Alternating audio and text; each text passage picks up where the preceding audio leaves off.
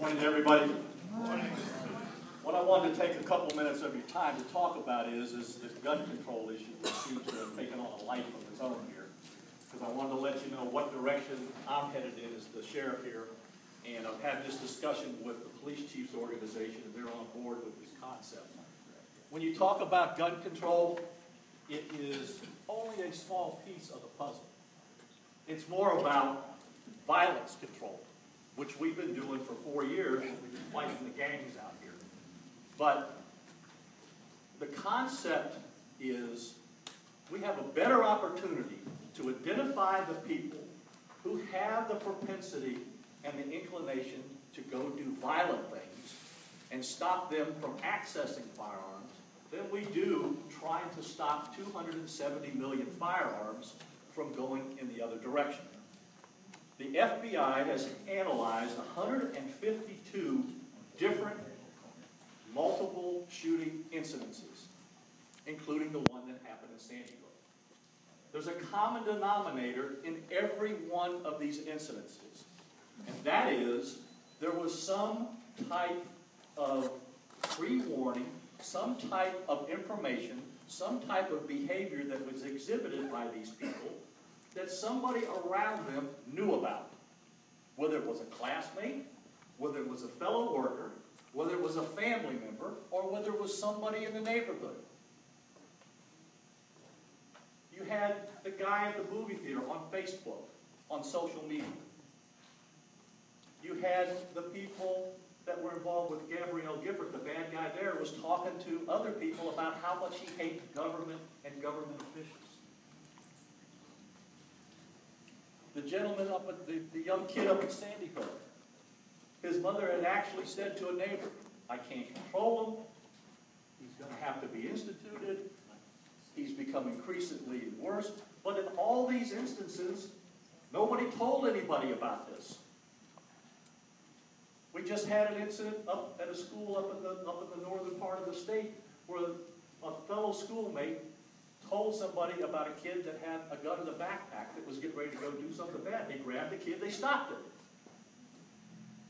It's the same principle that is used by the Secret Service that's very successful. They have a hotline. If somebody calls that and says, hey, a guy down the street said, I don't like the president, I'd like to shoot him, you know what happens? They're knocking on his door and talking to him.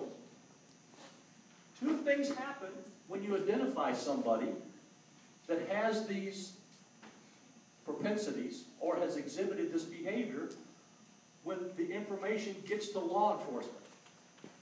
You go knock on the door, you say, hey, what's going on? Now, if that person was getting ready to do something, they figure, well, you know what, law enforcement knows about me now, they may not do it. But if you have the right people there and they're dealing with some mental issues, and this is not an indictment of mentally ill people, because there's so many levels here, but you've got anger issues, schizophrenia. But if you've got mental health professionals that are there also, you can get the people the help they need. So the direction I'm heading in, and I'm going to get some funding for this, hopefully through a federal grant, is we're going to develop what we call a behavioral sciences unit that is comprised of mental health professionals and a deputy. They'll be here around the clock. We'll establish a hotline so people can call us and say, even anonymously, you know, I got a coworker, he was just fired, he says he's going to go back and do bad things. At least now, they're on our radar screen. We can get that person some help. This is not about arresting people.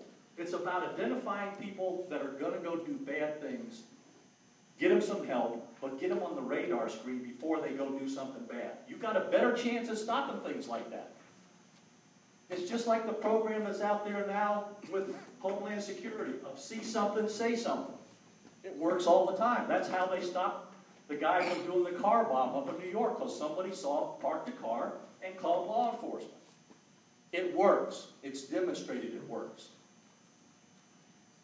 The gun control issue is only this much of it, because I can tell you right now, the sheriffs across the nation will enforce the Constitution, which means people have the right to bear arms, period.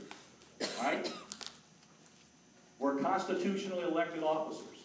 That's what the Constitution says. When it comes to the assault weapons part and high-capacity magazines, we've got a problem with that. It doesn't mean that you get your rights taken away. It's no different than the First Amendment that says you have the right to free speech. That doesn't give you the right to yell fire in a crowded theater. The assault weapons ban worked before. It can work again.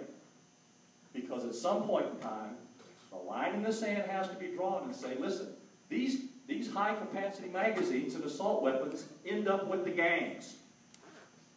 That's what we confront out there in law enforcement. That's why I had to buy the deputies rifles, because that's what the gangs are shooting at us. It's only one very minuscule part. So you need to know the direction that I'm headed in. Law enforcement supports it. We will partner with the mental health community to get this done. And it's all about prevention, because you cannot arrest your way out of this. Thank you very much for a few minutes of your time.